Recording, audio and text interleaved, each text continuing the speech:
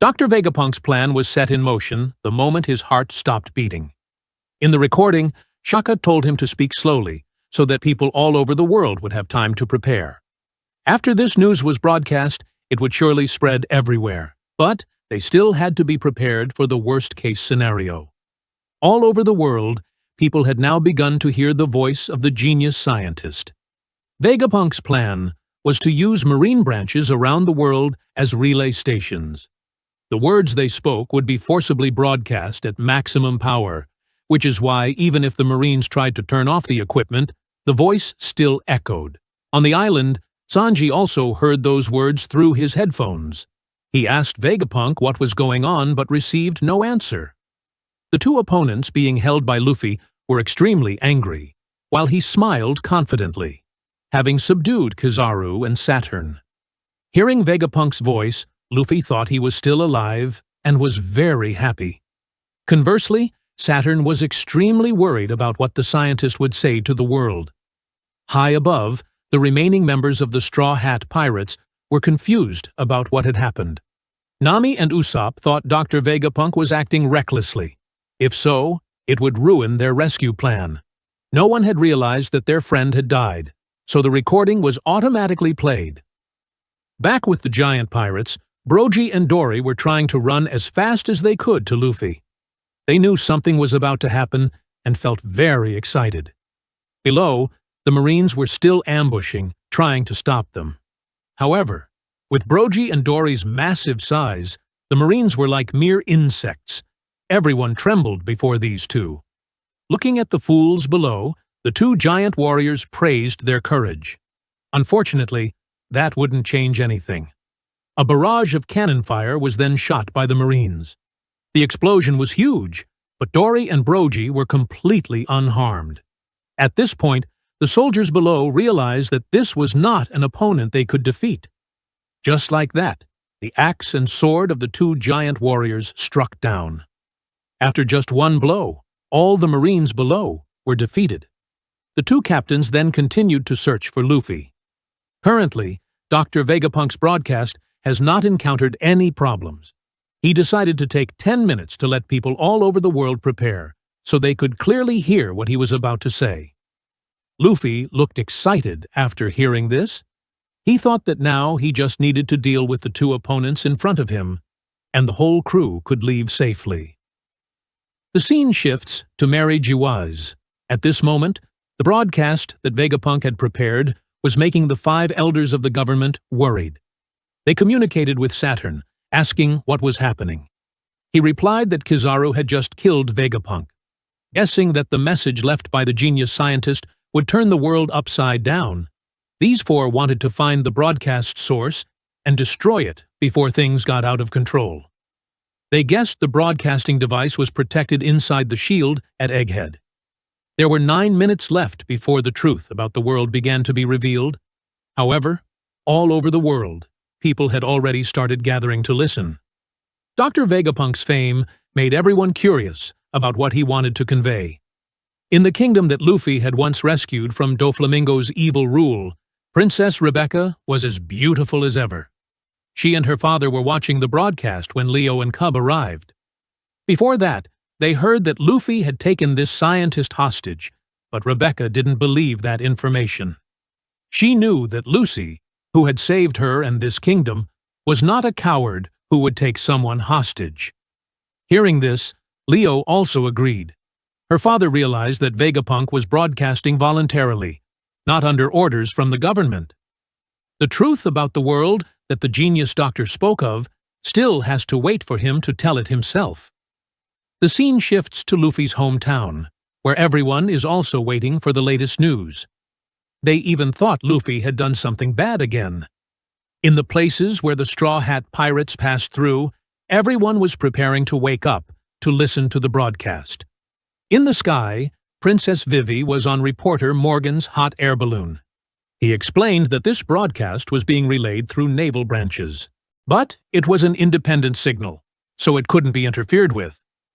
Based on the time in the image, Morgan realized that this was not the current time on Egghead, but had been recorded beforehand. This would become world-shattering news, and reporters all wanted to write about it. Vivi was worried about Luffy and his crew, hoping they wouldn't be in any danger. In Usopp and Chopper's hometown, everyone was watching the screen. At the same time, on Okama Island, the Revolutionary Army, especially Ivankov, was very curious about Dr. Vegapunk's head. It looked like it had been cut off, but he was still alive. Other members like Sabo were also curious about the truth of the world in Vegapunk's words. He asked Dragon if the genius doctor would really reveal the truth of the world. He said that some geniuses can even see their own future. Vegapunk had predicted that he would die, so he left this recording. Back to Bonnie and Kuma, they were safely brought back to the ship by their giant friend. The father was still unconscious, with no signs of recovery. Atlas only showed Frankie the giant ship, something they had never seen before. As soon as the two captains returned, they would set sail immediately. Now, the task was to gather all the other members of the Straw Hat crew here. Inside, Luffy was still provoking his opponent. He said that Saturn's punches just now had no effect at all. Taking advantage of the opportunity, Admiral Kizaru attacked, but Maine dodged. He said that, until the very last moment, all his friends would escape from here. So, he wouldn't let them go anywhere. He used his ability to stretch his arm, then slammed Saturn and Kizaru's bodies together with a powerful blow. As a result, the two were flattened by Luffy as thin as a sheet of paper. Not stopping there, he even used his fingers to perform. The bodies of the two enemies were now as soft as a pizza. Luffy then used great force to throw Kizaru and Saturn away.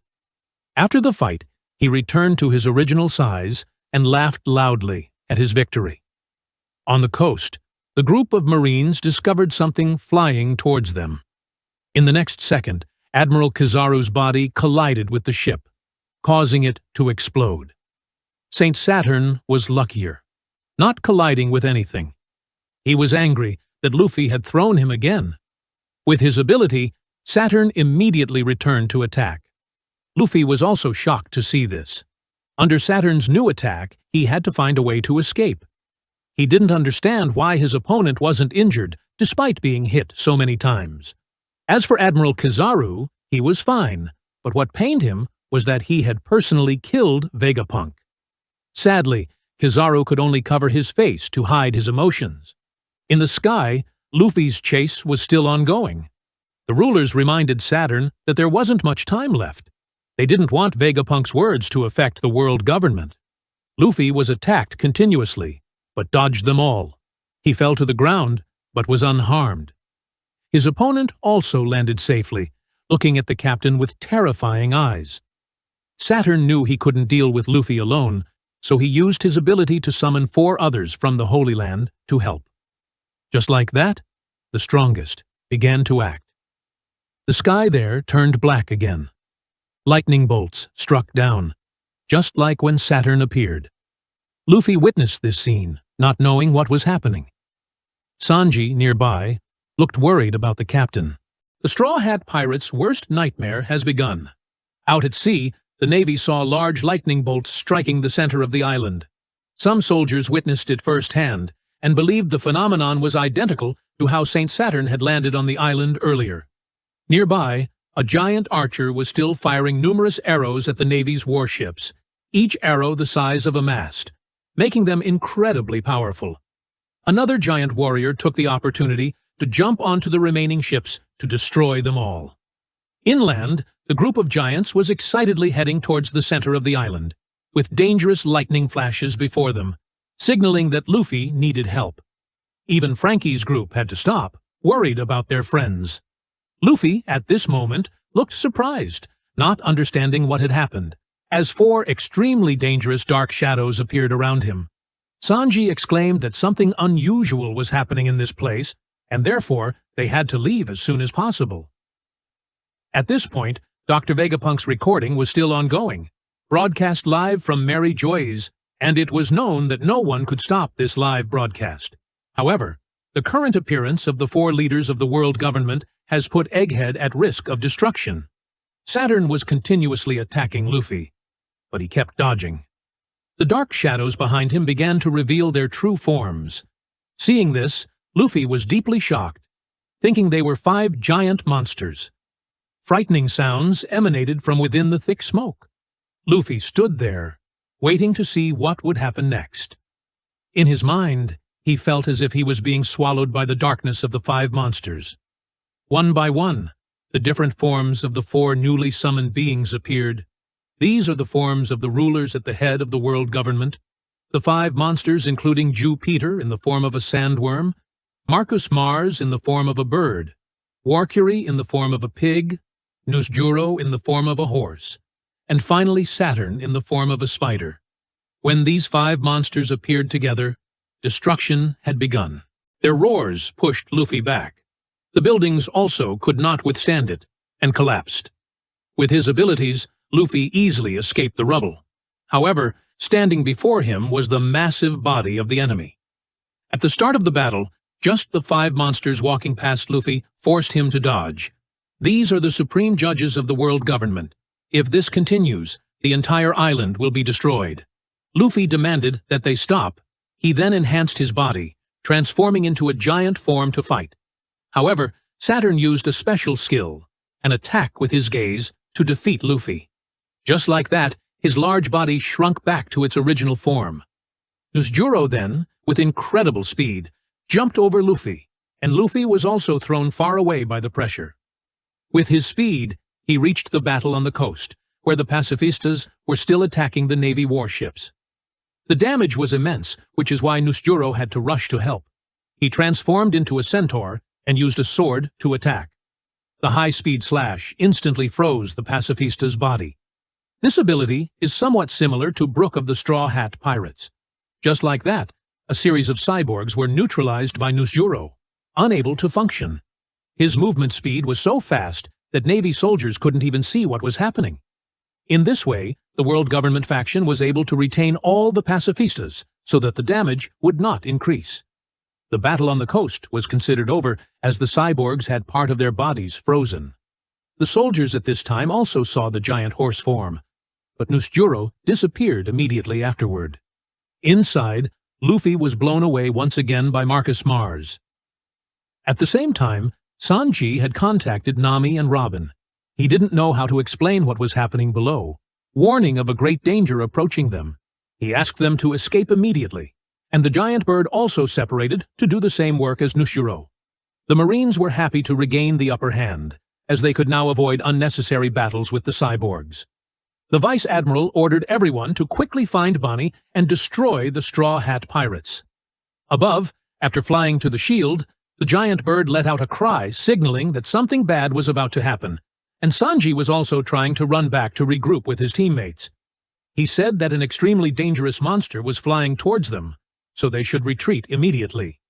Even Sanji had become a target of lightning attacks. Nami was worried that the remaining members had not yet arrived, and Usopp then heard a loud sound coming from behind him. Along with that was Lilith's scream, and Chopper wondered what was happening. Just then, their sunny ship rushed out, shocking the 3 friends, while Brook was still happily enjoying the thrill of the ship speeding away. Lilith begged someone to stop this. Back to Luffy's battle in his Sun God Nika form, Saturn began to feel annoyed as his opponent easily dodged his attacks. Seeing this, Jupiter stepped in to help, trying to swallow Luffy, but he still escaped. Luffy realized that his opponent was an earthworm that could hide underground, and because he couldn't predict where Jupiter would appear, he was thrown into the sky. Just like that, Luffy fell into the mouth of the giant monster. The scene then shifted to the beach, where only a few cyborgs were still active. However, they were soon defeated by Nusjuro, and the giant bird turned its body into fire and plunged straight into the protective shield to find Vegapunk's broadcast device and destroy it. Inside, Usopp still didn't realize this and contacted Sanji, saying that Brook and Lilith were temporarily there with them and the sunny ship. Brook confidently said, "See, I told you it would be fine," and Lilith scolded him for saying that when Usopp was the one who stopped the ship. Before that, when the sunny ship rushed over, he used a type of bullet that grew trees to stop the ship, and they were also planning to leave according to the original plan.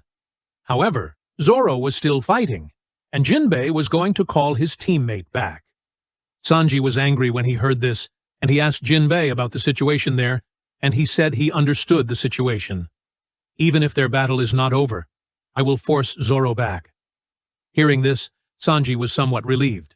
At the same time, the two powerful warriors were still competing. Lucci continuously used speed to attack, but Zoro still blocked it. His opponent ran around, creating a smoke screen to obscure his vision, and then launched a powerful kick that cut down all the surrounding trees. Zoro also responded with 3 continuous slashes, and as the two sides rushed at each other, they suddenly felt someone extremely powerful attacking this place. In contrast to Zoro's uneasy feeling, Lucci was extremely excited, realizing that it was one of the 5 leaders of the world government.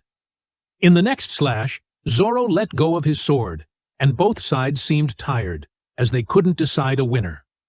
Lucci thought that Zoro was distracted because he felt the terrifying haki, which was covering the entire island. Jinbei had arrived at this point and saw the battle between the two, and Lucci continued to attack with long-range moves.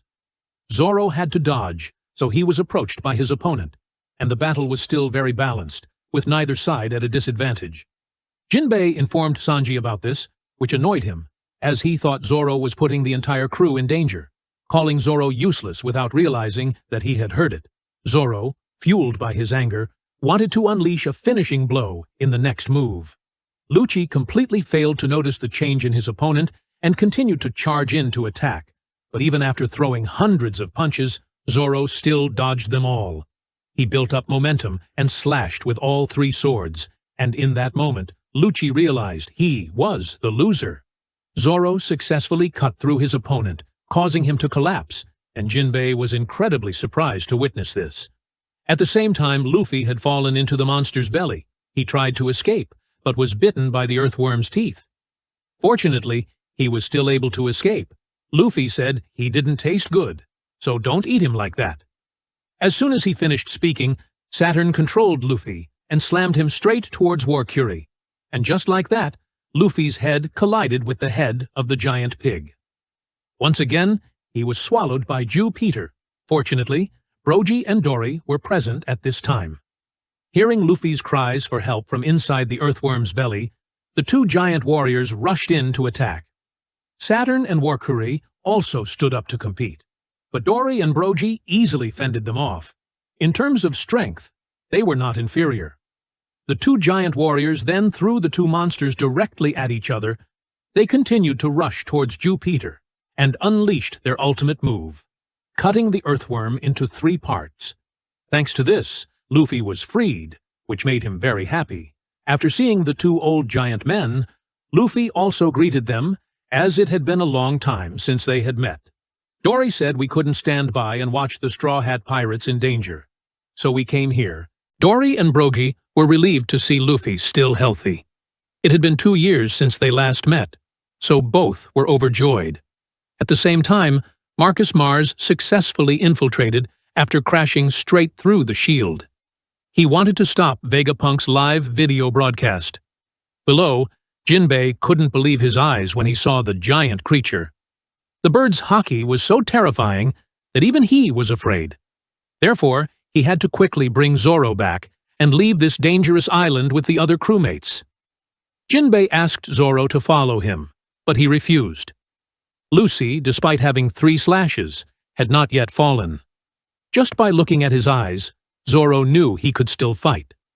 The opponent then turned to look at the 2 of them, just as Sanji contacted to ask if he had taken Zoro away yet.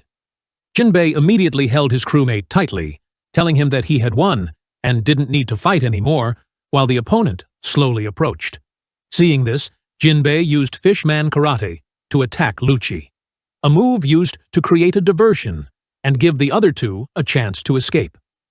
After transforming back into his human form, Lucci was surprised that Marcus Mars was here. He asked his subordinate where York was. Zoro, being led away by Jinbei, also wondered what the giant body of the monster was. And as for Lucci, facing the question from his superior, he showed fear. He then stated that York was still being held in the control room on the 4th floor, Building A. The two who just escaped were Roronoa Zoro and Jinbei, the Son of the Sea, and there were 5 other members of the Straw Hat Pirates here as well.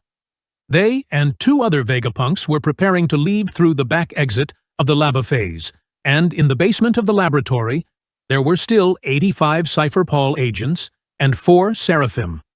Vegapunk's broadcast would continue in another 6 minutes. Hearing this, Marcus Mars seemed very satisfied with this useful information. He praised Lucci for doing a good job and said he had no more questions. Before letting him leave, Lucci had a request. It was about his severely injured crewmate in the control room. Please, spare him. Marcus Mars said that was very difficult. Insects are sometimes crushed, even if one has no intention of doing so. This extinguished Lucci's hope of saving his crewmate, because, after all, they were just insects in the eyes of the Gorosei. Back with Luffy, he felt that the 2 old giants were as strong as ever. They said they almost didn't recognize him, and that the Straw Hat crew must be the ones who changed the most in 2 years. Brogy asked why Luffy knew about the legendary Elbaf god's form. They were truly happy to see this form. Luffy said he didn't understand what he was talking about, but to talk about it later because they needed to deal with the 2 monsters first. After being attacked by the 2 giants, Saturn and Warcury had fully recovered. They considered the 3 to be an unpleasant combination. In Dory's eyes, the 2 monsters in front of them were as large as the wild beasts in the Elbaf forest. Luffy reminded his 2 friends, saying that his crew didn't want to fight anymore, so they should find a way to escape. Dorry agreed, because, in fact, they had just met Sanji, who had relayed the entire plan and asked them to come here to take Luffy away. Brogy said that after reading the news about their group in the newspaper, they came here to help. The newspaper wrote that Luffy was a villain, had taken Vegapunk hostage, and was surrounded by the Marines. Hearing this, even Luffy chuckled. He didn't expect the newspaper to write such a thing. Currently, the members of the Straw Hat Pirates were separated, so they had to quickly regroup and leave this place.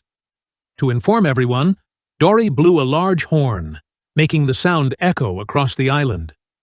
On the coastline, after hearing the horn, the other members of the giant pirate crew recognized it. Their captain had met Luffy, so there was no need to fight anymore. Before leaving, they also mocked the Marine soldiers below, saying that even if they attacked the Marine battleship, there would be no treasure to steal.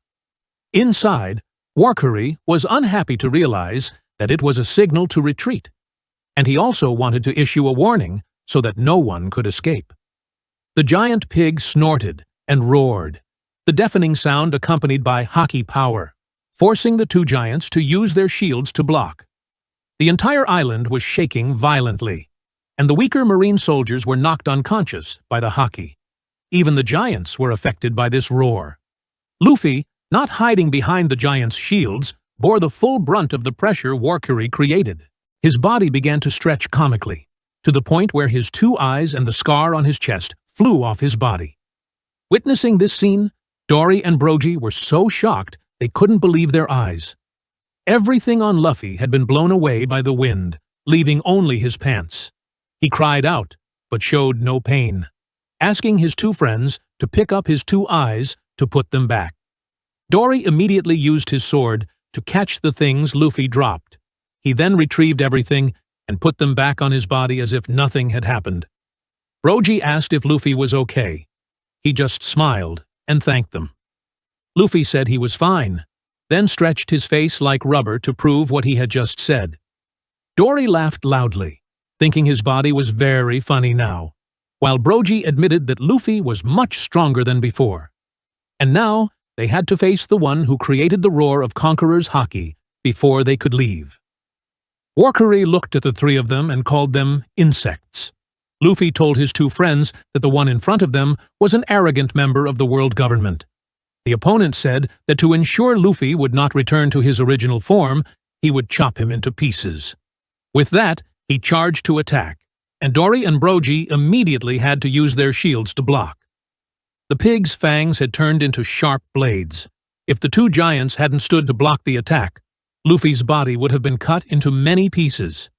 When asked if they knew who the captain of the Straw Hat Pirates was, The two giants replied in unison that Luffy was their friend. Immediately after, they used their strength to knock the beast away.